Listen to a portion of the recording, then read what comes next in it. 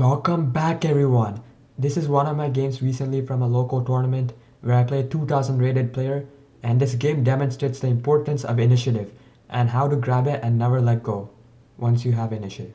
So the game started out as a London system. My opponent opts for a Grunfeld setup, and here I play knight c3 transposing to the Jababa London as it's more aggressive and gives white more attacking options. And after bishop g7 I play h4 looking for h5 in the future, and opponent plays h5 stopping it right now because he doesn't want to deal with any h5 nonsense from white. And in this position I play knight b5, and the threat is very simple. I want to take on c7 and fork the king and rook, and here black has only one move to stop this, and it's knight a6, and I just go back. And the idea from playing knight b5 and going back is um, I force black to develop to a6, and next move I'm threatening to capture the knight, and once he takes back he'll have a bad pawn structure. So let's say black castles in this position, I would grab the knight, and once he takes, I would play a move like knight f3, and basically long term is to play a move like queen e2, and then slowly target this pawn, maybe knight a4 to knight c5, a3, b4, some setup like that where I target these double pawns, and black's queenside structure is not well. Now, my opponent is aware of this and he decides to go back, but then I repeat again. And in this position, I could tell he's very frustrated with himself for walking into this line, because here um, he either has to accept a slightly worse position, or he has to repeat moves. And here I was expecting him to just play knight a6, and when I go back to just castle and then play on and try to win as I'm low rated. But for some reason he was scared to do that, or I would say a bit hesitant. So in the game what happened was we kept repeating moves, and he was getting very frustrated, and he actually thought for 10 minutes. It was a 30-minute game and he thought for 10 minutes, and he still ended up went on repeating moves. And in this position actually we repeated twice, and I was considering whether I should actually take the draw or not, and eventually I decided not to, because this is playing against a 2000 rated player is not every day where you can just play against a high rated player and learn something from the game. Here I could repeat the moves, I could claim a draw, and then I could gain a few rating points. But that wouldn't help me long term. Playing this game and then lose, win, or draw, I would learn more from this game, and it would help me in the future to become a stronger player. So this is what you all should be doing. If you're playing chess for fun, you can repeat, you can draw, and you can just have a fun story to tell to your friends. But if you're looking to seriously improve, you shouldn't be taking draws in the opening. You should be playing on, and you should be trying to learn something from the game and give it all your best. And that's what I do here. I play knight f3, no draw. Opponent quickly plays a6, and then here I play bishop e2, developing my bishop and looking to castle soon. Opponent plays bishop f5, and then here first I decide to develop the knight to e5, because usually in these structures knight on e5 is very strong square for the knight. So in this position opponent plays knight d7, completing his piece development, and here I play f3. And one of the ideas of f3 in this position is to restrict the f6 knight, but also the bishop, f5 bishop in the future, because the bishop has ideas to go to e4 or maybe g4 in the future, same with the knight. So f3 basically eliminates this, and it also prepares g4 in the future if I want to attack on the king side. And then opponent plays rook c8, very clear idea of playing c5, and here I play bishop d3. And this is another very common idea where my bishop is not that strong on e2, it's staring into the f3 pawn, so I might as well trade it for the f5 bishop. And here black has really no other good option than taking. I take back with the queen, and white is doing fine here. And here opponent plays c5, and this is where I trip up. In this position an idea is basically I wanted to take on c5, and then the d pawn would be weak. You have to play something like e6, and then I'd go for e4, queenside castle, and I was basically be getting more. I would develop my pieces to more active squares, and I was calculating all these lines where maybe I can even sack on g6 if I end up queenside castling, and the tempo works out. But one mistake I made is failed to realize what black wanted to do. So in this position, what I should have done is to just castle, and then after he plays a move like b5, trying to launch an attack on my king, then I would take the knight on d7, and after queen takes, I would take the pawn. And then here he would have to take with the rook, and I play e4. And as you can tell from the position, white is doing very fine. Black has no clear attack against my king, and here I'm breaking open the center, and black's king is still in the center. I'm ready to play moves like g4 in the future and even sacrifice a pawn if black ends up castling kingside.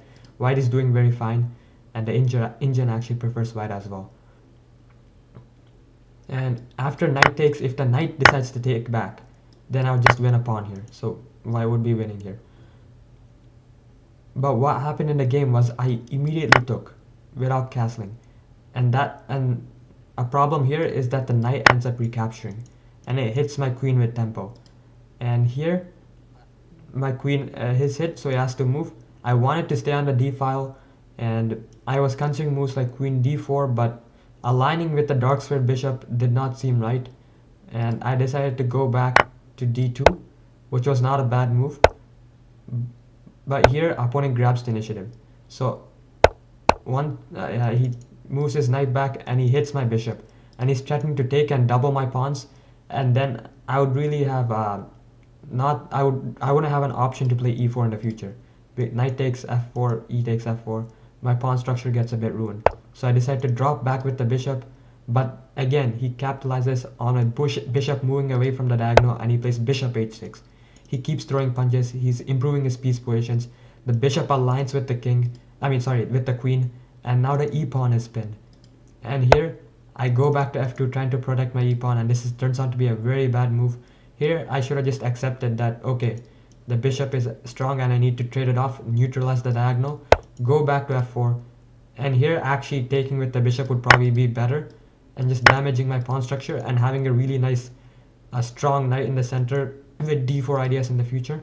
He can also take with the knight, and I take back, and here his bishop isn't actually doing much. It's still very powerful. Black is still much better, but here just trading with the bishop and having a strong knight and options of playing d4 is really good for black as well. But I went back to f2, and the main problem with this move is, even though I do protect a pawn, my queen is still pinned and the bishop is still very active. And as you see here, black gets in d4, never letting go of the initiative. Another timely counter strike, and I can't take because my queen is hit. And here I have to move my knight. I go back to e2, putting pressure on the d4 pawn and hoping my opponent would falter, and I would somehow win this pawn back and solve my problems. But it wasn't meant to be, because next my opponent played queen c7, attacking the knight. So if you go back, ever since I took the pawn, my opponent took back and attacked my queen. He grabbed the initiative. He was the one making the threats, and he made sure that he kept doing that. He went back with his knight to attack my bishop, threatening to take it. I move back, and then again he plays bishop h6, aligning with my queen. And here I feel uneasy, and I wasn't comfortable playing bishop f4. I move back another blunder, and he keeps pressing forward, another threat, attacking my knight and the pinned pawn. I move back, and then he attacks my central knight. My knight on e5 is well placed, but it's unprotected. And here the only square I basically have to go to is back to d3. And you see how in the past few moves, black has basically managed to cramp me down from an active position to a very passive one, where he has a lot of threats, because my pawn is pinned and his queen is actually he can win a pawn here immediately if he wants, and my pieces are very, very poorly placed. Here he develops his knight to a more central square, d5, not taking the free pawn, putting even more pressure on the pinned pawn. And here he's actually just threatening to fork my queen and bishop. I go back to g3, attacking the queen, trying to untangle myself, and I was even looking if I can maybe sacrifice 2 pawns, but just get my king castled and the rooks into the game and somehow solve my problems. But here he takes, I move my queen back, and then he grabs this pawn. Once he's forced my queen to a passive square, and he's gotten a strong pawn already. Here I quickly castle, he castles as well, and here I bring in my rook, trying to get some counterplay and activate my position. But here queen d7, I mean sorry, queen d2, very timely move. And here I really have no way to kick the queen out. And if I trade, he gets a strong pawn. And I was very low on time, and here I resigned because white has no hope really. Even though I'm like only down 2 pawns, soon enough I'll be trading queens, and there's nothing much for white in this position. So going back, really the main mistake I made was misjudging black's initiative, and here just castling. And once black plays something like b5, then taking the knight on d7. So once the queen captures, then I can capture on c5, and after rook takes, then I can play e4. So my idea of castling and taking on c5 was correct, and because once I get in e4, I basically open up the position. All my pieces are actively placed, and white is slightly better. The problem was first I had to get rid of this d7 knight, and I was careless and I just took. And once black activated his knight and hit my queen with tempo, and after I went back here, knight e6, and yeah, he never stopped pressing on the accelerator, and he just kept making threats, and he just demolished me. So this is the importance of initiative, and why you should be careful when calculating lines like d takes c5 in your games, and try to gain initiative. Am I Do I have any regrets for not taking the draw? No, because by playing this game, I realized the importance of initiative, especially in these aggressive setups where I play f3 and I want to castle queen king side, want to go for e4 or g4. I have to be tactically alert and also be careful not to give the initiative to my opponent. So yeah, that's it for today. I hope you learned something, and I hope uh, you take away the importance of initiative and use it in your games as well. And yeah, catch you guys later. Bye.